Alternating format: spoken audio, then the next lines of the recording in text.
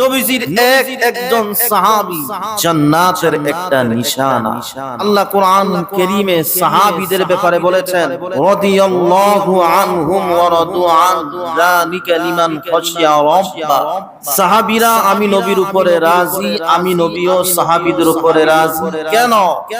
কারণ তাদের এই অন্তরের মধ্যে আমি আল্লাহর ভয় বেশি বেশি বেশি সর্বোচ্চ আওয়াজে বলেন সুবহানাল্লাহ।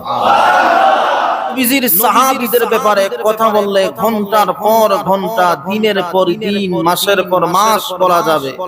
নবীজির নূরানি জবান মোবারকে বলেছেন, আসহাবি কান নুজুম।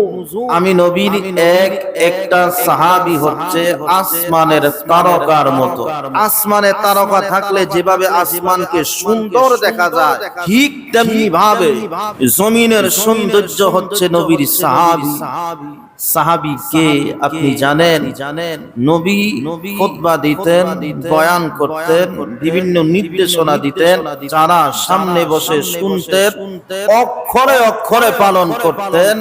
নবীকে যারা ঈমানের সাথে দেখেছেন, ঈমানের সাথে ইন্তেকাল করেছেন, তারা হচ্ছেন সাহাবী। সাহাবী সাহাবী চিৎকার দিয়া বলেন মারহাবা।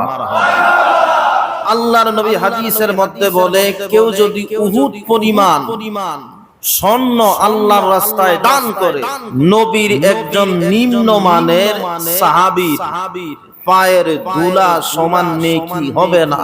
কাদরিয়া তরিকার মহান ইমাম জিনিয়াল হাসানি, জিনিয়াল হুসাইনি, হযরতে আব্দুল কাদের জিলানী রাদিয়াল্লাহু তাআলা আনহু, তিনি বলেছেন, একজন নবীর নিম্নমানের সাহাবীর কত দাম হে জগৎবাসী তোমরা জানো?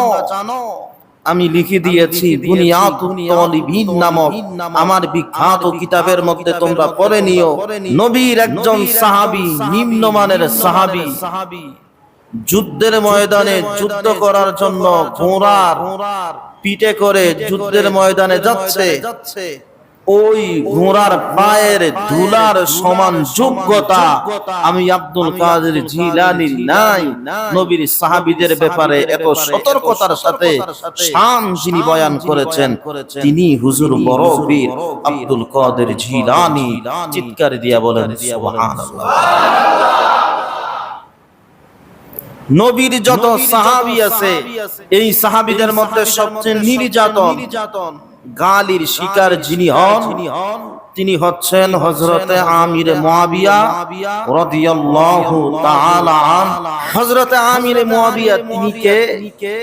এক নাম্বার কথা, তিনি হচ্ছেন নবীর সাহাবী। তিনি আমির, তিনি কাতেবে ওহী। কাতেবে ওহী মানি নবীর উপরে ওহী নাযিল হতো।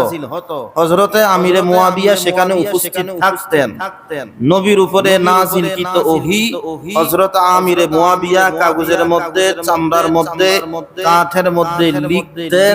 এজন্য তিনার লকব কাতেবে ওহী। কাতেবে ওহী সর্বোচ্চ আওয়াজে বলেন সুবহানাল্লাহ। তিনার আরেকটা পরিচয়, তিনি হচ্ছে আমার নবীর শালা, আমাদের মা হযরতে উম্মে হাবিবা রাদিয়াল্লাহু তাআলা আনহার আপন ভাই হযরতে আমিরে মুয়াবিয়া। হযরতে আমিরে মুয়াবিয়া তিনি নবী পরিবারকে অত্যন্ত ভালোবাসতেন। নবীর জন্য তিনি দেওয়ানা ছিলেন, নবী বংশের জন্য তিনি দেওয়ানা ছিলেন।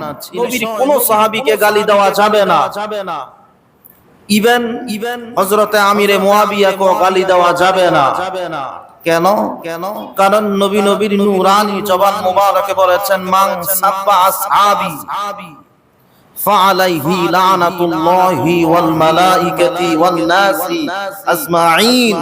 নবীজি নূরানি জবান মোবারকে বলেছেন, যে ব্যক্তি আমার সাহাবীদেরকে গালি দেয়, তার উপরে আল্লাহর লানত, ফেরেশতাদের লানত, গোটা বিশ্বের সমস্ত মুসলমানের লানত। সাহাবীরা হচ্ছেন গালির ঊর্ধ্বে। আমরা তাদেরকে গোমরা মনে করি, যারা নবীর সাহাবীদেরকে সত্যের মাপকাঠি মানে না, তারা যেভাবে গোমরা, নবীর সাহাবীদের সমালোচনা যারা করে, নবীর সাহাবীর বিরুদ্ধে যারা থাকে, নবীর সাহাবীদের দোষ যারা বলে, তাদেরকেও আমরা বাতিল গোমরা মনে করি। শিয়ারা নিঃসন্দেহে বাতিল গোমরা, কোনো সন্দেহ নাই। আজকালকে নবী বংশের প্রেমিক সেজে, নবী বংশের দোহাই দিয়ে হযরত আমির মুয়াবিয়াকে যারা গালি দেয়, হযরত আমির মুয়াবিয়াকে যারা কাফের বলে, হযরত আমির মুয়াবিয়াকে যারা গোমরা বলে, তারা চূড়ান্ত লেভেলের ভণ্ড। দুই হাত তুলে বলেন ঠিক কি না? নবীর একজন সাহাবীর বিরুদ্ধে সমালোচনা করা যাবে না, সমালোচনা করা হারাম।